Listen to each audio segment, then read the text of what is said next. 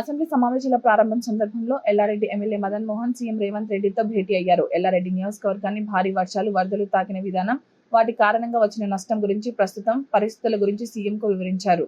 వరదల వల్ల రైతులకు వచ్చిన పంట నష్టం వివరించి నష్టపరిహారం ఇవ్వాలని, రోడ్లు, బ్రిడ్జిలు, చెరువులు ధ్వంసమైన ప్రాంతాలకు పునర్నిర్మాణం పనుల కోసం ప్రత్యేక నిధులు విడుదల చేయాలని విజ్ఞప్తి చేశారు.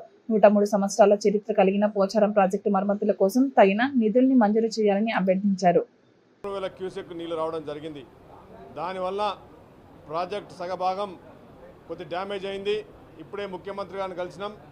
మా సహచర ఎమ్మెల్యే జుక్కల ఎమ్మెల్యే లక్ష్మీకాంత్ గారు, నేను, మంత్రి గారు సీతక్క గారు, ఇన్ఛార్జ్ మినిస్టర్, ఆర్ఎండ్బి, మా కాన్స్టిట్యుయెన్సీలో చాలా తాండాలు వరద తాకిడికి ఇల్లులు కోల్పోయినారు. మరి చాలా మండలాల నుంచి రోడ్ కనెక్టివిటీ పోయింది, పంట నష్టం జరిగింది. పోచారం ప్రాజెక్టు కూడా మేజర్ డ్యామేజ్ అయింది. దాన్ని కూడా రిపేర్ చేయాలి. ఇప్పుడు మరి చాలా ప్రాంతాల నుంచి ఇప్పుడు కూడా తాండాల నుంచి కూడా కనెక్టివిటీ లేదు.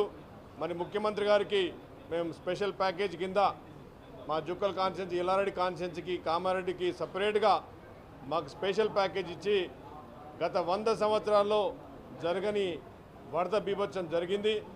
మరి మా ప్రాంతాలు ఇవంతా చాలా బీద ప్రజలు, చాలా సన్నకారు రైతులు, 34 కుంటలు తెగిపోవడం జరిగింది. దానివల్ల వచ్చే పంట పొలాల్లో కూడా చాలా ఇసుక మట్టి కూడా పెట్టడం జరిగింది. మరి అట్లాంటి చిన్న సన్నకారు రైతులకి 4 గుంటలు, 10 గుంటలు, 2 ఎకరాలు, 3 ఎకరాల రైతులకు కూడా ఇసుకను తీయాలంటే 4 నుంచి 5 లక్షల రూపాయలు ఎకరం ఖర్చు అవుతా ఉంది. ఇవన్నీ కూడా ముఖ్యమంత్రి గారికి చెప్పడం జరిగింది. మరి తొందరలోనే సోమవారం స్పెషల్ ప్యాకేజ్ కింద ఈ ప్రాంతాలను డిక్లేర్ చేస్తానని చెప్పి ముఖ్యమంత్రి గారు చెప్పడం జరిగింది. మరి ఇరిగేషన్ మినిస్టర్ గారు ఉత్తమ్ కుమార్ రెడ్డి గారు కూడా పర్యవేక్షించి